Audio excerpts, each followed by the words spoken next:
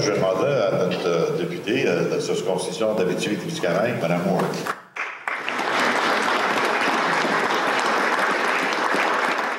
Monsieur le ministre, messieurs les députés, monsieur le préfet, membre de la communauté religieuse, et monsieur Slobodian, président de la corporation Spirit Lake, ainsi que tous les membres du conseil d'administration, distingués invités, il me fait plaisir aujourd'hui de participer à l'ouverture officielle de ce centre d'interprétation relatant un pan important et souvent oublié de notre histoire et de celle des immigrants ukrainiens.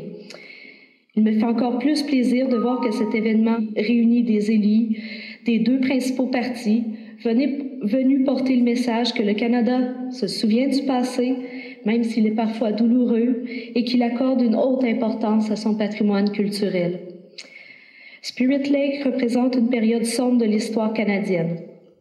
Il faisait partie d'un réseau de 24 camps de détention dans lequel environ 1200 hommes et femmes et enfants, parfaitement innocents, ont été emprisonnés lors de la Première Guerre mondiale. Le seul crime pour la majorité d'entre eux était d'avoir été d'origine ukrainienne. En effet, plus de 60 familles appartenant à l'Église catholique ukrainienne Saint-Michel de Montréal ont notamment été emprisonnées. À l'époque, le Canada faisait partie de l'Empire britannique. Ainsi, lorsque celui-ci est entré dans la Première Guerre mondiale, notre pays a été automatiquement impliqué. Le 18 août 1914, le gouvernement fédéral adoptait la loi sur les mesures de guerre. À peine 2 mois plus tard, l'enregistrement et l'internement des citoyens non naturalisés et de nationalité ennemie devenaient obligatoires par ordre du gouverneur général. C'est ainsi que furent bâtis 24 camps d'internement à travers le pays. De ce nombre, 4 ont été établis au Québec, soit à Montréal, Beauport, Valcartier et ici même à La Ferme. Spirit Lake est un camp très important. À l'échelle nationale, il arrivait au 2e rang pour le nombre de prisonniers avec 1200. Il s'agissait également de l'un des 2 seuls sites qui accueillait des familles et aussi l'un des 2 seuls à être entouré d'enceintes et de barbelés. Les efforts consentis par le gouvernement canadien de l'époque pour ce site ont été énormes. Plus de 200 militaires surveillaient les prisonniers et 50 civils y ont travaillé. Une zone de 2 km² a été exclusivement réservée aux quelques 50 bâtiments du camp. On a même créé un village, Lilienville, pour abriter les familles des prisonniers. $250 000, une somme colossale à l'époque, a été investie dans l'achat de vêtements et de nourriture pour Spirit Lake. Les conditions de vie du camp n'étaient pas enviables, c'est le moins qu'on puisse dire. Quand les prisonniers allaient à l'église le dimanche, par exemple, ils étaient obligatoirement escortés par des soldats armés de fusils à baïonnettes. On voulait s'assurer qu'ils retournent au camp après les prières. Si je reviens sur ces éléments trouvants devant vous, c'est pour démontrer à quel point le contexte historique a pu influencer le jugement des décideurs de l'époque. Il n'y a rien de pire pour un homme ou une femme que d'être privé de sa liberté. L'injustice est encore plus grande quand on enferme un individu pour quelque chose en dehors de son contrôle. À Spirit Lake, cette injustice était la norme. Un tel camp d'internement serait impensable aujourd'hui et il faut s'en réjouir. Le Canada a appris de ses erreurs du passé et se trouve maintenant à l'avant-garde du monde entier en ce qui concerne les droits de la personne.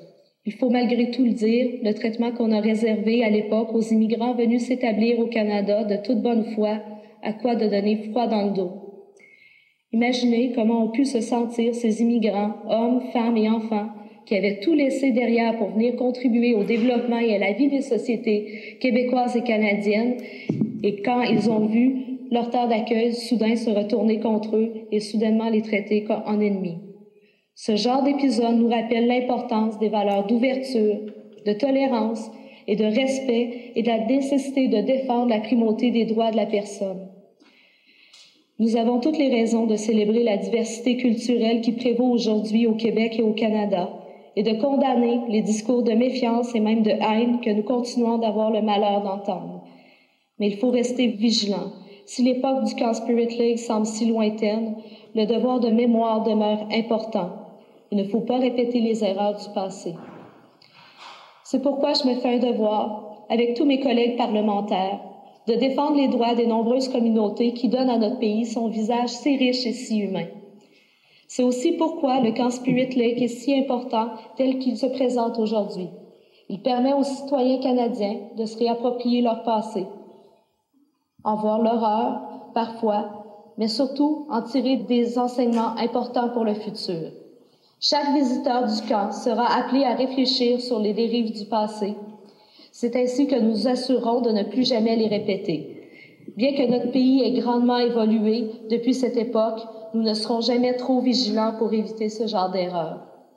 Je pense aussi que les jeunes Canadiens, pour qui la Première Guerre mondiale est un événement très lointain, gagneront à en apprendre davantage sur ce terrible conflit et ses conséquences.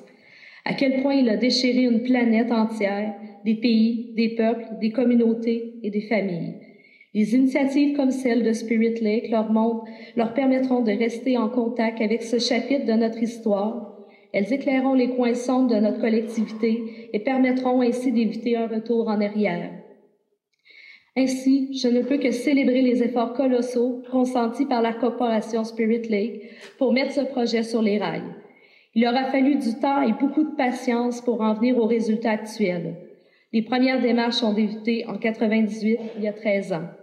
Mais la persévérance et le travail acharné donnent aujourd'hui des résultats et nous en sommes tous témoins aujourd'hui.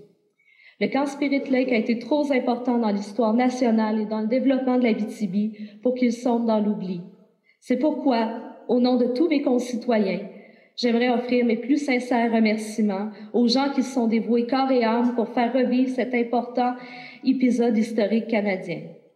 Les citoyens de la circonscription d'Abitibi-Témiscamingue vous seront toujours reconnaissants envers ceux et celles qui ont travaillé à la réalisation de ce projet. J'invite d'ailleurs tous les citoyens de ma circonscription à rendre visite au camp Spirit Lake pour y découvrir un pan important de notre histoire collective. Encore une fois, bravo à tous et longue vie au camp Spirit Lake. Chère Annie, merci pour votre écoute.